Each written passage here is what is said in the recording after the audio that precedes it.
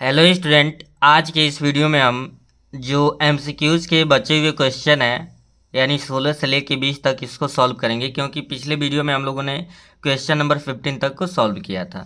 तो एमसीक्यू के जो बचे क्वेश्चन है उसे सॉल्व करते हैं। क्वेश्चन नंबर 16 आपका कह रहा है there is a square board of side 2a। कह रहा है कि स्क्वायर बोर्ड है यानी स्क्वायर के शेप का बोर्ड है, यहाँ पे आप देख सकते हो, जिसका साइड 2a है, 2a यूनिट्स है।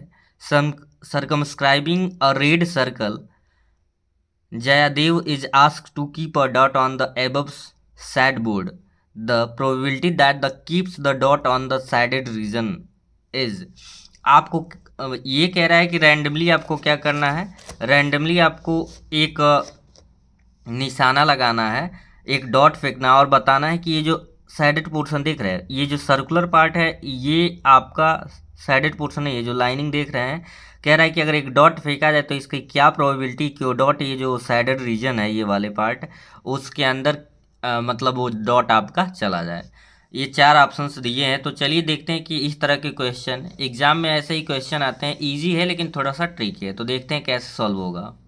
यहाँ पे आप देख सकते हो, ये जो साइन बोर्ड आपका था इस तरीके का था, स्क्वायर के सेम में। स्क्वायर का मतलब क्या होता है कि जिसके चारों साइड इक्वल हों। स्क्वायर के साइड दे दिए हैं 2a है, स्क्वायर का साइड क्या है 2a यूनिट है। आपको बताना है कि जो डॉट फेंका जा रहा है इसके अंदर, उसकी प्रोबेबिलिटी क्या है कि ये जो आप साइडेड लाइनिंग वाला जितना देख रहे हैं रीजन ए वाला, इस लाइनिंग के अंदर वो डॉट चला जाए। तो क्या क्या करेंगे, प्रोसेस समझ लेंगे। देखिए, अगर हम बात करें तो सिंपल सा लॉजिक यही है, हम पूरे स्क्वायर का एरिया निकाल के अगर सर्कल का एरिया इसमें से माइनस कर देते तो हमें पता चल जाएगा कि ये जो साइडेड वाला एरिया है, साइडेड पोर्शन है, वो कितना है। तो चूंकि साइड ऑफ स्क्वायर बोर्ड गया है 2a यूनिट्स, अगर इसी तरह से हम बात करें एरिया ऑफ साइड स्क्वायर, तो आप जानते हैं एरिया ऑफ स्क्वायर होता है साइड इंटू साइड। तो 2a into 2a that is 4a square, यानी इस पूरे बोर्ड का, स्क्वायर बोर्ड का पूरे का एरिया कितना निकल गया 4a square. Circle is circumscribing the circle, क्योंकि ये जो सर्कल है ये क्या कर रहा है, ये स्क्वायर को, यहाँ पे स्क्वायर रहेगा, स्क्वायर को सर्कमस्क्राइबिंग कर रहा है यानी टच कर रहा है इंटरनली। तो सिंपल सा लॉजिक है, अगर इसके हम डायमीटर की बात करें तो ये पूरा स्क्वायर का साइड ही होगा। तो इसका रेडियस निकालेंगे तो इसके साइड का हाफ होगा, यानी इसके स्क्वायर के, ये अगर बात करें तो सर्कल का क्या होगा डायमीटर, तो इसका रेडियस क्या हो जाएगा half of side of square, यानी इस स्क्वायर के साइड का हाफ हो जाएगा। तो इसलिए इसका रेडियस होगा 2a/2, 2 से 2 कट गया, a यूनिट। ये क्या निकल गया आपका, जब सर्कल का रेडियस निकल गया तो एरिया निकाल लेंगे। देयरफॉर एरिया ऑफ सर्कल, तो एरिया ऑफ सर्कल होता है पाई आर स्क्वायर, आर की जगह पे a है तो इसलिए हो गया पाई a स्क्वायर।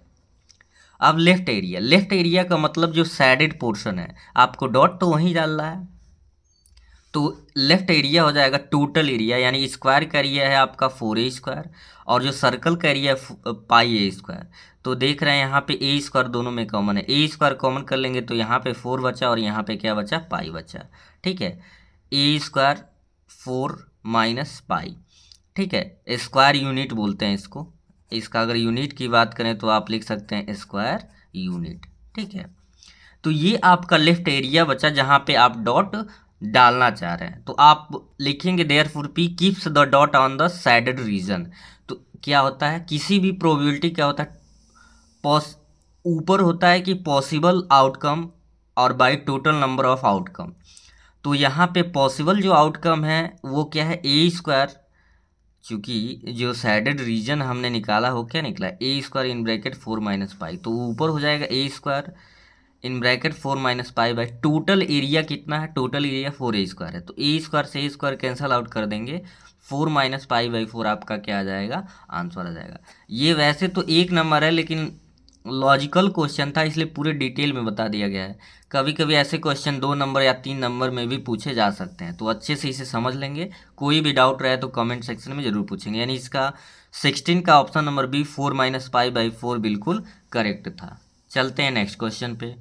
क्वेश्चन नंबर 17 ये कह रहा है 2 cards on hearts and 4 cards of spades are missing from a pack of 52 cards. कह रहा है कि एक 52 कार्ड्स के पैक हैं, उसमें से 2 कार्ड्स ऑफ हर्ट्स और 4 कार्ड्स ऑफ स्पिट्स के क्या हैं मिसिंग हैं। तो आपको बताना है अ card is drawn at random from the remaining pack, what is the probability getting a black card. अब कह रहे 52 में से ये दो तरह के कार्ड मिसिंग हो गए। आपको ये बताना है कि उसमें से अगर हम एक कार्ड निकालें तो इसकी क्या प्रोबेबिलिटी है कि वो ब्लैक कार्ड हो। ऑप्शंस आपके यहाँ पे दे रखे हैं। तो ये कार्ड से रिलेटेड क्वेश्चन, इसको भी पूरे डिटेल में समझते हैं कि कैसे सॉल्व होगा। जैसा कि आप सभी लोग जानते हैं कि कोई भी कार्ड का डेक होता है तो टोटल उसमें कितने कार्ड्स होते हैं, 52 कार्ड्स होते हैं। टोटल नंबर ऑफ कार्ड की अगर बात करें तो 52 हो गया। क्वेश्चन में ये कह रहा था 2 cards of hearts and 4 cards of spades are missing. यानी कि इस तरह से अगर हम देखें तो टोटल 6 कार्ड जो है क्या है, 52 कार्ड से मीठी में मिसिंग है। तो इस तरह से हम क्या करेंगे, जब मिसिंग है तो वो तो आने की कोई प्रोबेबिलिटी है नहीं, उसकी चांसेज है नहीं। तो 2 और 4 माइनस कर दिए, यानी 52 में से 6 माइनस किए। अब आपके पास कितने कार्ड्स बटे हैं, 46 कार्ड्स लेफ्ट हैं, यानी बचे हुए हैं। Total number of black card, total number of black card 26 होता है। 4 स्पेट्स कार्ड वॉज मिसिंग। 4 जो स्पेट्स हैं, अब जो स्पेट्स होता है वो क्या होता है, ब्लैक्स होता है। स्पेट जो होते हैं वो क्या होते हैं, ब्लैक होते हैं, ब्लैक कार्ड वो होते हैं। तो अगर हम देखें तो हमें पता है कि 52 में से टोटल होते हैं 26 ब्लैक कार्ड। अब उसमें से 4 मिसिंग हो गया। तो इस तरह से हम देखें तो जो ब्लैक कार्ड बचा है आपके पास वो 22 बचा है। तो हमको प्रोबेबिलिटी निकालने का पता है, ऊपर क्या होता है फेवरेबल आउटकम और नीचे होता है टोटल पॉसिबल आउटकम। तो टोटल कुल पॉसिबिलिटी तो यही है, आपके पास कार्ड तो इतना बचे हैं 42, लेकिन ब्लैक इसमें से 22 ही है। तो 22 बाई क्या हो जाएगा, 46 आपका इसका करेक्ट आंसर हो जाएगा, जो कि ऑप्शन नंबर बी था। नेक्स्ट क्वेश्चन है क्वेश्चन नंबर 18, कह रहा है the upper limit of the model class of given distribution is. ये जो क्वेश्चन है बहुत बच्चे इसे गलत करके आ जाते हैं। जैसे जब कभी भी मॉडल क्लास पूछा जाता है तो जिसकी फ्रीक्वेंसी सबसे अधिक होती है वही क्या होता है, मॉडल क्लास होता है। तो बच्चे क्या करते हैं कि देखते हैं कि नंबर ऑफ गर्ल्स यानी कि ये फ्रीक्वेंसी दिया है 51 सबसे अधिक है, तो कह देंगे कि मॉडल क्लास क्या है 165। लेकिन ये ऊपर भी देखिए जो दिया हुआ है ये क्लास इंटरवल एकदम बिल्कुल दिया नहीं है, बिलो 140, बिलो 145। तो इस तरह से जब बिलो वाला कंडीशन करके देता है तो उसमें जो ये फ्रीक्वेंसी दिया हुआ होता है वो सी एफ बोला जाता है, कम्यूटेटिव फ्रीक्वेंसी हो जाता है। मतलब क्या है कि 140 से जो नीचे वाले हाइट के बच्चे हैं वो 4 है। अब 140 और 145, मतलब 145 से नीचे का मतलब 140 से लेके 145 ओवरऑल की, मतलब 145 से नीचे वाले जितने भी बच्चे हैं सबकी बात इसमें आ गई। तो ये अगर बिलो 140 अगर इसका क्लास इंटरवल आप बनाओगे, जैसे क्योंकि 5 का अगर इंटरवल दिया है तो आप इसे क्या बनाओगे 135 टू 140, और इसका क्लास इंटरवल बनेगा 140 टू 145। तो ये 135 से 140 ये 4 ए तो सही है, लेकिन ये जो 11 दिया है 135 से 145 क्योंकि बिलो 145 है। तो अगर सिर्फ आप इनके बीच की बात करेंगे तो 11 - 4 यानी कि 7 स्टूडेंट होंगे। बात समझ आया। इसी प्रकार से अगर बिलो 150 इसका क्लास इंटरवल आप बनाएंगे तो 145 टू 100 कितना हो गया, 50 हो गया। यानी कि 29 - 11 सबटेक करेंगे तो ये आएगा 18। इसी तरह से 40 - 29 सबटेक किए तो 11, 46 - 40 सबटेक किए 6, और 51 - 46 सबटेक किए 5। तो देख रहे हैं कि सबसे ज़्यादा फ्रीक्वेंसी ये है, इसलिए इसका मॉडल क्लास क्या आ जाएगा 150, क्या आ जाएगा 150। तो ये बहुत ध्यान से देखना है, जब इस तरह से कभी भी आए तो पूरी डिटेल में आपको समझना है, जल्दबाजी नहीं करनी है, नहीं तो आपका गलत हो जाएगा। अब इसमें जो भी ऑप्शन हो, शायद इसमें ऑप्शन डी था, इसका आगे दिया हुआ है ऑप्शन, तो इसका ऑप्शन डी बिल्कुल करेक्ट था। तो इस तरह से आप फ्रीक्वेंसी निकाल के तब आंसर बताएंगे। तो आई होप आप इसका कॉन्सेप्ट समझ गए होंगे, एग्जाम में गलत नहीं करेंगे। तो चलिए अब देते हैं बाकी दो बचे हुए क्वेश्चन है एसएससी रीजन के, वो दिए हुए हैं उसको देखते हैं। अब यहाँ पे आप डायरेक्शन पढ़ सकते हैं, दिया हुआ है, कह रहा है in the question number 19 and 20 a statement of assertion A is followed by a statement of reason R, choosing the correct option. 19 और 20 दोनों एसर्शन रीजन के क्वेश्चन है। तो इस तरह के क्वेश्चन में भी बहुत बच्चे कंफ्यूज होते हैं। अब ध्यान से इस क्वेश्चन को पढ़ेंगे, पहले जो स्टेटमेंट दिया है उसको ध्यान से पढ़िए, फिर देखिए कि क्या आपका सही होगा। कह रहा है total surface area of the top is the sum of the curved surface area of the hemisphere and the curve surface area of the cone. इस शेप का कह रहा है कि टोटल सरफेस एरिया निकालना है, तो क्या ये सही है? क्या क्या कह रहा है कि सरफेस एरिया ऑफ हेमिस्फीयर और फिर कह रहा है इसका सरफेस एरिया और फिर कोन का सरफेस एरिया। तो बिल्कुल सही है, बीच से कोई मतलब नहीं है, हमके टोटल सरफेस एरिया निकालना है तो कर्व सरफेस एरिया कोन यानी ये पार्ट निकल गया, और हेमिस्फीयर का निकालेंगे तो ये निकल गया। तो बिल्कुल आपका एसेर्शन ये क्या है, ट्रू है। क्या है, हो गया, एसेर्शन आपका ट्रू हो गया। रीजन देखते हैं, top is obtain by join the plane surface of the hemisphere and cone together. तो बिल्कुल सही है, ये टॉय होना चाहिए लेकिन टॉप लिखा हुआ है, कोई नहीं। तो ये जो भी बना है ये कैसे बना है, कह रहा है कि top is obtain by joining the plane surface of the hemisphere and cone together. तो हेमिस्फीयर का जो प्लेन सरफेस यानी काटेंगे तो आधा वाला पार्ट, और फिर नीचे से कोन ऐड करके, तो ये भी आपका रीजन भी क्या है, ट्रू है। आप चार ऑप्शन में से देखेंगे, ये दोनों पढ़ना है और आप यही ट्रू फॉल्स लगा लेंगे, ये कौन सही है कौन फॉल्स है, दोनों ट्रू है यहाँ पे। तो कह रहा है both assertion A has reason are true and reason R is the correct explanation of assertion A. तो बिल्कुल करेक्ट कर ही रहा है, क्योंकि कोन के ऊपर ही तो रख के बनाया गया है, यानी कि जो रीजन आर है वो अच्छे से एक्सप्लेन कर रहा है, तो इसलिए इसमें ऑप्शन ए आपका बिल्कुल करेक्ट हो जाएगा। ठीक है, तो इस तरह से आगे अब पढ़ने की ज़रूरत ही नहीं है जब आपको यहीं पे मिल गया।